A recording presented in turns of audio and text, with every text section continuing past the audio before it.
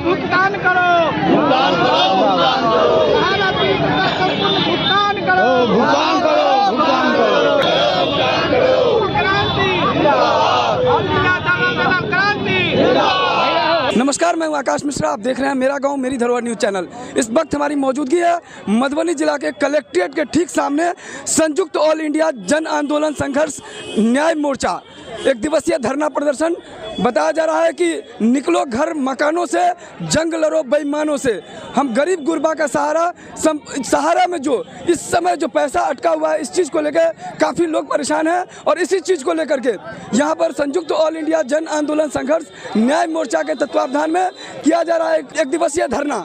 आइए विशेष हम जानते हैं यहाँ पे जो धरना दे रहे हैं, नहीं किसी से भीख मांगते, हम सिर्फ अपना अधिकार मांगते। और यहाँ पर हमारे साथ सहारा निवेशक हैं, जो महिलाएं हैं, काफी आक्रोश में दिख रहे हैं। वो बोला कि ऑनलाइन कराइए, जिसका 2 लाख 4 लाख 5 लाख है, फिर भी सब पब्लिक बोला कि 10,000 देंगे। सरकार लास्ट में आकर बोला 10,000 देंगे। इसके लिए भी सब पब्लिक तैयार हो चुका, क्योंकि मेरा 10,000 भी, क्योंकि सब फैमिली गरीबी से है। 10 रुपया 20 रुपया करके जितने भी सहारा वाले हैं इसमें रहते थे, सबसे पूछ लीजिए, किसी का घर से 20 रुपया 10 रुपया ऐसे करके घर से ले जाते थे जमा करने के लिए। और जितना भी है सब गरीब फैमिली से है, कोई बेटी के लिए, कोई पढ़ाने के लिए, कोई सब हजार काम के लिए पैसा रखे थे। उसने भी बोला किसका 2 लाख है, 4 लाख है, 5 लाख। सहारा से हम लोग को बेसहारा कर दिए, क्योंकि देखिए सहारा का मतलब होता है सहारा देना पब्लिक को, बेसहारा नहीं करना। और सरकार तो हम लोग का कुछ भी साथ नहीं, क्योंकि बोला ऑनलाइन कराने के लिए, ऑनलाइन सरकार की वजह से हम लोग रोड पे आ चुके। बोला बेटी पढ़ाओ बेटी बढ़ाओ, बेटी रोड पे घूम रही है। सरकार को कोई यही नहीं है, कोई इंटरेस्ट ही नहीं है सरकार को। सरकार तो बेटी पढ़ाओ बेटी बचाओ ये गलत नियम निकाला था, क्योंकि बेटी ही आज बहू बन के घर से बाहर घूम रही है। क्योंकि ये कल की बेटी थी, आज बहू बनी है, कल को माँ बनेगी, तब ना रोड पे घूम रही है। बेटी पढ़ाओ बेटी बचाओ ये क्या नियम है? कुछ नियम नहीं। हम अपना किसी से खैरात या किसी से भीख नहीं मांग रहे, हम अपना अधिकार मांग रहे। तो पहले पब्लिक को बोलना चाहिए, सहारा इंडिया वाला की जो ऑनर है उसको बताना चाहिए कि सहारा इंडिया बंद होने वाला।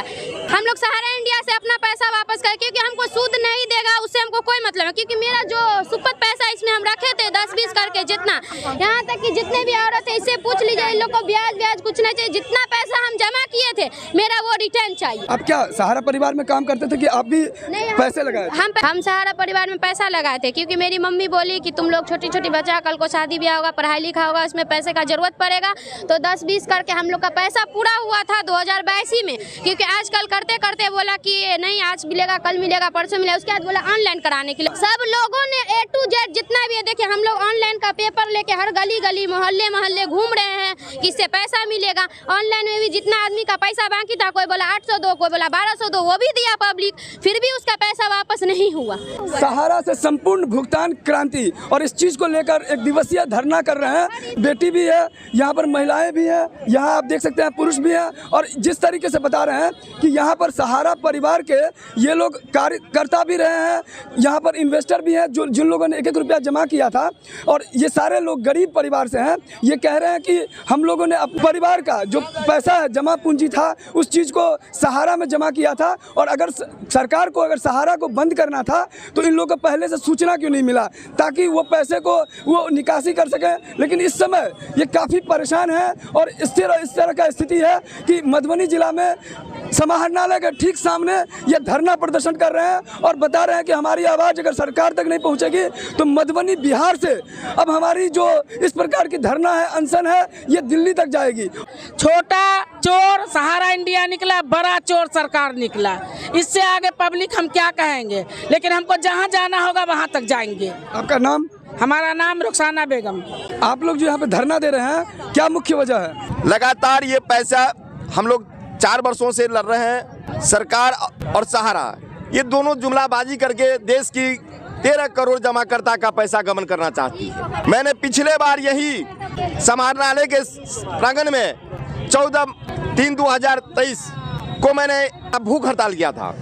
सिर्फ मधुबनी में नहीं बल्कि राष्ट्र के प्रत्येक जनपद में हुआ था।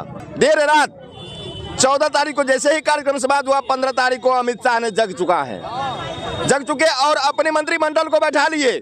सेबी से जहां से मुझे कोई लेना देना नहीं था, जो न्यायालय के अधीन में पैसा 24,000 करोड़ पड़ा है, वो पैसा निकाल करके और देश में एक मैसेज देने का काम किए कि हमने मतलब जैसे 25,000 करोड़ में से 5,000 रुपया हम पोर्टल के माध्यम से जमा करता को, प्रत्येक जमाकर्ता को 10,000 रुपया देंगे और 45 दिन के में देंगे।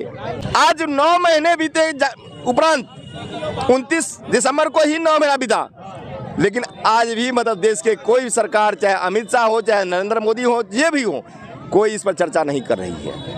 मैं पूरे भारत में एक एक यूट्यूबर को इस स्थान के माध्यम से मैं आप लोगों को धन्यवाद देना चाहता हूं, जो आपने हमारी बात को एक एक जनता तक पहुंचाने का काम किया है। 30 जनवरी पूरे भारत में आज हमारा कार्यक्रम है और यहाँ से आज देर शाम ये सारे लोग यहाँ से हम लोग दिल्ली चल रहे हैं। कल ट्रेन में सफर करेंगे और परसों हम रामलीला मैदान जंतर मंदिर पर हम धरना प्रदर्शन अनिश्चितकालीन करने जा रहे हैं। तब तक के लिए धरना प्रदर्शन होगी जब तक हमारा भुगतान का कोई रास्ता नहीं, रोड मैप नहीं मिलता है।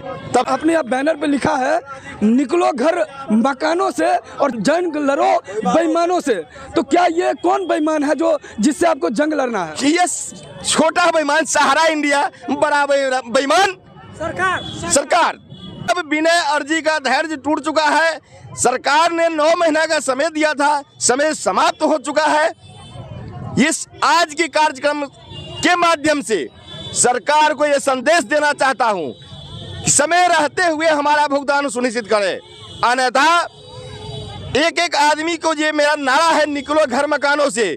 क्योंकि ये देश की जो कुल आबादी 1 करोड़ 40 लाख करोड़ है और हमारे जमाकर्ता 13 करोड़ हैं।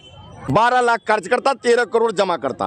अगर 13 करोड़ जमा करता है, एक परिवार में 5 सदस्य होते हैं तो 13 पंचे 65, अर्थात देश की आधी आबादी हम पीड़ित हैं। निकलो घर मकानों से और जंग लड़ो बेईमानों से, ये टेलर है, ये आज टेलर है। आने वाले जिस दिन 5 सदस्य अपने बच्चे और बाप बूढ़े लेकर के रोड पे आके बैठ जाएंगे, इसकी खमाजा भारत सरकार समझेगी। मेरा नाम दयाकांत झा, मेरा मधुबनी जिला, यही मेरा घर है और मैं सहारा इंडिया में 29 वर्ष तक काम किया। मेरा समथिंग करोड़ रुपया मेरा अपना इन्वेस्ट है।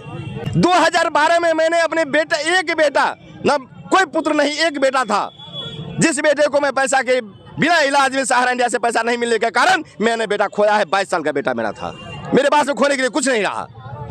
फिर 2013 में मैंने कैंसर मां पीड़ित को, मां को मैंने पैसे के अभाव में मैंने खोया है। मैंने पिता खोया है, मैंने पत्नी को 2018 में खोया है, पैसे की इलाज में कैंसर था। अब मेरे पास में खोने के लिए कुछ नहीं है। बेटा खो दिया, माँ खो दिया, पत्नी खो दिया, पिता खो दिया, अब खोने के लिए कुछ नहीं है। मैं इस सारे के साथ लड़ने के लिए तैयार हूँ। जब तक भुगतान नहीं होगा तब तक मैं साथ नहीं लूंगा। ये निकलो घर मकानों से, निकलो घर मकानों से। और देखना ये होगा कि इनको इंसाफ की जो गुहार लगा रहे हैं और ये इंसाफ की जो आवाज़ है ये कहाँ तक पहुँचती है और कब तक इनका जो प्रयास है वो कब तक सफल होता है। अगर आपको लगता है कि इनकी जो मांग है वो जायज़ है तो कमेंट्स कीजिए और इस वीडियो को ज़्यादा से ज़्यादा शेयर कीजिए। अगर इस चैनल पर नए हैं तो चैनल को सब्सक्राइब कीजिए। आप देख रहे हैं मेरा गाँव मेरी धरोहर न्यूज़, आकाश मिश्रा के साथ। फिर हम मिलते हैं नए वीडियो में नए न्यूज़ के साथ। तब तक आप देखते रहिए मेरा गाँव मेरी धरोहर न्यूज़।